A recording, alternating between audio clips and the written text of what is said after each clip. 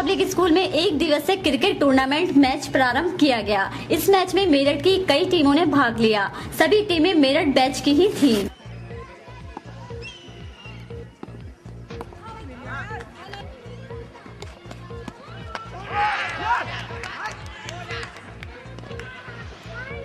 Academy की league कराई है। इसमें 6 टीमें पार्टिसिपेट कर रही हैं, जिनमें से 2 पूल हैं, एक टीम 3 मैच के लिए। तीनों एक मैच, दोनों टीमों के 2 पूल हैं। एक पूल में 3 टीम है, एक में 3 है। तीनों के ही आपस में मैच होंगे। गन्ना विकास भवन पर मऊ बागपत बड़ौद से आए किसानों ने प्रदर्शन किया। इनकी मांग थी कि अपना गन्ना मोदी मिल से निर्यात करेंगे एवं गन्ने का उचित मूल्य लेंगे। किसान एकता हमारा इंडेंट जारी कर दिया और हमारे गन्ने खेत में सूख रहे हैं, पड़े हुए कटे हुए पड़े हैं गन्ने खेत में।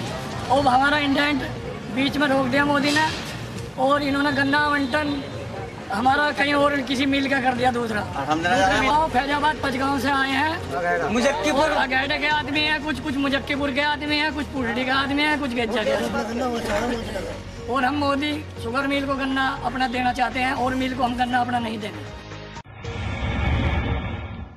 रोजमेरी पब्लिक स्कूल में सिख समुदाय के लोगों ने गुरु गोविंद जी का कीर्तन करके उन्हें याद किया।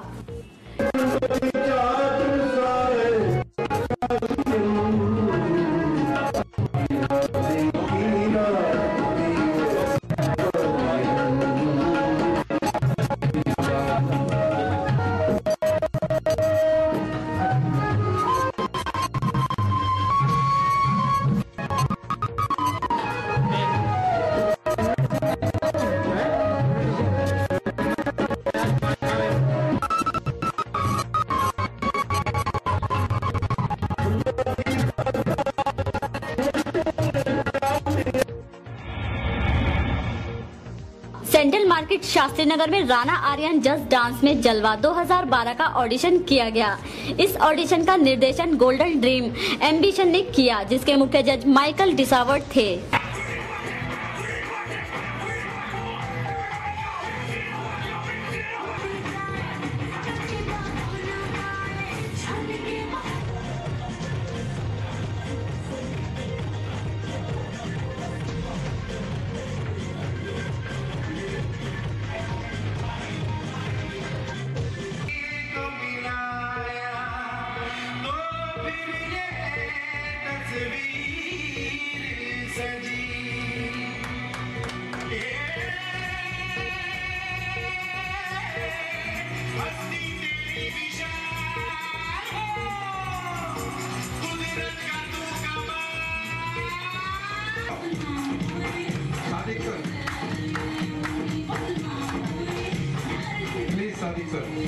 देखिए आपने भी इसके अंदर जो एटीट्यूड दिखाया था, जो शो की, वाकई शो की के जो सही अंदाज हमारे साथ।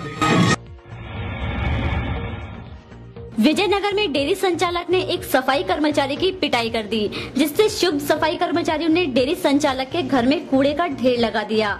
इससे दोनों पक्षों में तनातनी हो गई। मौके पर पुलिस फोर्स पहुंच चुकी थी। सफाई कर्मचारियों ने सड़क पर कूड़ा रखकर जाम लगा दिया। आज प्रातः नगर निगम के कर्मचारी सफाई कर रहे थे, तो उनके साथ और उनके सुपरवाइजर के साथ नाम बताया गया है। उनके साथ किसी ने अभद्रता की है, संभवतः मारपीट भी उनके द्वारा कहा गया है कि उनके द्वारा मारपीट भी की गई है। इस संबंध में नगर निगम के कर्मचारी उत्तेजित थे। उनसे वार्ता करके उनको शांत किया गया है और उनके द्वारा जो भी तहरीर दी जाएगी उसके अकॉर्डिंगली एफआईआर भी दर्ज कराई जाएगी और तत्काल कार्रवाई भी पुलिस के द्वारा शीघ्र की जाएगी। बाबा रामदेव व उनके भक्तगण प्रोफेसर हरि पवार के घर पहुंचे। बाबा रामदेव ने एक प्रेस वार्ता का आयोजन किया। इस वार्ता में उन्होंने केंद्र सरकार को खूब कोसा। कांग्रेस ने लापरवाही की हद कर दी है। बाबा रामदेव कांग्रेस के नेताओं पर खूब बरसे। और मुगलों से भी ज्यादा पाप कर रही है केंद्र सरकार। हम ट्रिब्यूनल में 2012 में कांग्रेस के प्रति जो जनता का गुस्सा है, आक्रोश है, वो दिखाई देगा पूरी तरह से। ये पराजित नहीं होगी कांग्रेस पार्टी, जैसे अपने हिंदी भाषा में बोलते हैं, चारों खाने चित होने वाली है, मानी महापराजय होने वाली है इसकी। और उसके बाद में 2014 में तो जो पूज्य बापू का सपना था, अब कांग्रेस को खत्म हो जाना चाहिए, उनका सपना पूरा हो जाएगा। आरोप लगा करके पतंजलि योगपीठ को बदनाम करने की नाकाम कोशिश ये सरकार शुरू से कर रही है। पूरे देश के लोगों को पता है कि हमने क्या किया है, और इस केंद्र सरकार ने अंग्रेजों की भक्ति से लेकर के सत्ता की प्राप्ति तक जो आर्थिक, धार्मिक और राजनीतिक पाप किए हैं, अब उसकी इंतहा हो चुकी है। बहुत अच्छा कहा सोनिया गांधी ने इस बार रामलीला मैदान में कि जो दूसरों के लिए गड्ढे खोदते हैं उनके लिए कुआं तैयार रहता है। तो कांग्रेस इस देश के लिए गड्ढे खोद रही है, उनके लिए मौत का कुआं खुद ही तैयार कर रही, विनाशकाले विपरीत। All India anti terrorism front के चेयरमैन मनिंदर सिंह बिट्टा एक बार फिर गरजे हैं। लखनऊ में आशाएं संस्था के कार्यक्रम में शिरकत करने पहुंचे बिट्टा से जब आतंकवाद और देश के वर्तमान हालात के बारे में पूछा गया तो उन्होंने आतंकवाद को भारत के लिए सबसे बड़ा खतरा बताते हुए सरकार को कड़े कदम उठाने की नसीहत दी। बिट्टा ने कहा कि एक बार किसी आतंकवादी पर केस रजिस्टर हो जाने के बाद देश की सरकार को अदालती कार्यवाही में हस्तक्षेप न करते हुए न्यायालय पर ही पूरा भरोसा करना चाहिए। आतंकवाद सबसे खतरनाक है। आतंकवाद के ऊपर कोई ढिलाई नहीं होनी चाहिए। एक कानून ऐसा बनना चाहिए जिनके ऊपर केस रजिस्टर्ड हो चुके हैं, पर किसी भी सरकार, यूपी सरकार नहीं अकेली, पूरे हिंदुस्तान के अंदर कोई भी सरकार वो केस वापस नहीं ले सकती, और वो केस कोर्ट में है, कोर्ट डिसीजन करे, और जो अधिकारी उसमें ढिलाई करने की कोशिश करते हैं, कमजोर करने की कोशिश करते हैं, उनके खिलाफ कार्रवाई हो। कसाब और अफजल गुरु की फांसी के मुद्दे पर भी सख्त अल्फाज में बिट्टा ने पीड़ितों को जल्द से जल्द इंसाफ देने की बात कही। अपना फर्ज है लड़ाई लड़ना। अफजल को फांसी नहीं हुई, अभी तक लड़ रहे हैं। कसाब को फांसी नहीं हुई, अभी तक हम अपने कर्तव्य को पूरा कर। आपको बता दें कि पंजाब गवर्नमेंट में मंत्री रह चुके एमएस बिट्टा ने पार्लियामेंट हमले और कारगिल में शहीदों की विधवाओं को सहारा देने के लिए अपने पॉलिटिकल करियर से ही संन्यास ले लिया और मात्र एक समाज सेवी के रूप में काम शुरू किया। आतंकवाद के विरुद्ध अपने अभियान के चलते बिट्टा पर कई बार जानलेवा हमला भी हो चुका है, लेकिन फिर भी मनिंदर सिंह बिट्टा ने AIATF के माध्यम से ये लड़ाई जारी रखी है।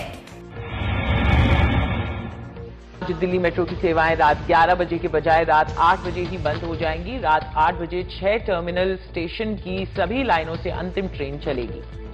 स्टेशन है Dilshad Garden, Rithala, Jahangirpuri, Huda City Centre, Noida City Centre, Dwarka Sector 21, Yamuna Bank, Vaishali, Inderlok, Mundka, Central Secretariat और बदरपुर मेट्रो स्टेशन। को भाई दूज के दिन मेट्रो ट्रेन के चक्कर बढ़ाए जाएंगे। इस दिन सुबह 8 बजे से रात के 9 बजे तक मेट्रो 200 चक्कर ज्यादा लगाएगी। दीपावली के त्योहार की सजावट और रीति रिवाजों में केले के पेड़ों की काफी अहमियत है, लेकिन कूड़े करकट की मार झेल रहे इस शहर में केले के पेड़ों की वजह से त्योहार आने से पहले ही कचरा फैल गया है।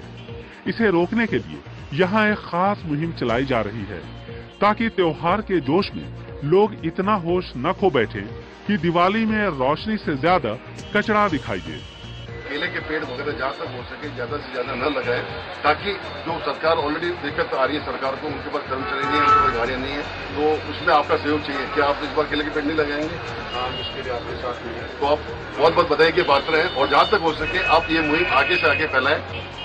हमारी परंपरा के हिसाब से मैं निर्वाह करना पड़ेगा। लोगों को जागरूक करने की कोशिश तो लगातार चल रही है, लेकिन केले के पेड़ों का कारोबार करने वाले इस मुहिम से नाराज हैं।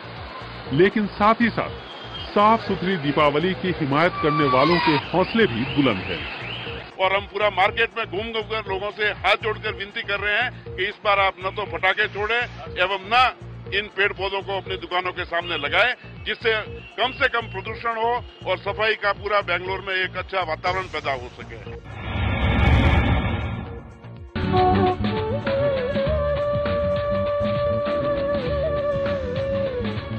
दिवाली आई है और अपने साथ लड्डुओं की सौगात लाई है। पिछले 25 साल से पुणे मर्चेंट्स चैम्बर ये बना रहे हैं और इस साल 2,50,000 किलो के लड्डू और चिवड़ा बनाकर तो Guinness book of world records में भी अपना नाम शामिल कर लिया। 5 साल से ले रहे हैं लड्डू चिवड़ा, ये पूना चेम्बर्स ने गौर गरीबों के लिए बहुत अच्छा सुविधा की है। लेकिन 2.5 लाख किलो के पकवान बनाना आसान काम नहीं है। लगभग 1 महीने से करीब 200 रसोइये और सुपरवाइजर्स इसी काम में दिन रात जुटे हुए थे। इस साल 25वां साल है। 1987 में इस प्रकल्प को चालू किया गया था। उस टाइम पे हमने 5000 किलो लड्डू बना के पूना की जनता को दिया था और इसी प्रकल्प को चालू करते हुए ये 25वां साल है। हम इस साल 2.5 लाख किलो लड्डू और चूड़ा बनाने का हमने प्रकल्प रखा हुआ है और इसको 2 दिन में हम पूरा करेंगे। काम के लिए 300 तो महिला है और 150 ये महाराज है और 150 है वेटर लोग। तो 500-600 लोगों का स्टाफ रहता है रोज 24 घंटा। यहाँ लड्डू और चिवड़ा 80 रुपए किलो बिक रहे हैं, जो बाजार से करीब 40% सस्ता है। इन दामों में गरीब लोग भी त्योहार की मिठास चख लेते हैं। दिवाली के मौके पर पुणे के व्यापारियों की ये मीठी सी पहल सचमुच ही सराहनीय है, जिसे हर शहर में दोहराने की जरूरत है, ताकि हर इंसान गरीब से गरीब भी उतनी ही मिठास के साथ कह सके शुभ दिवाली।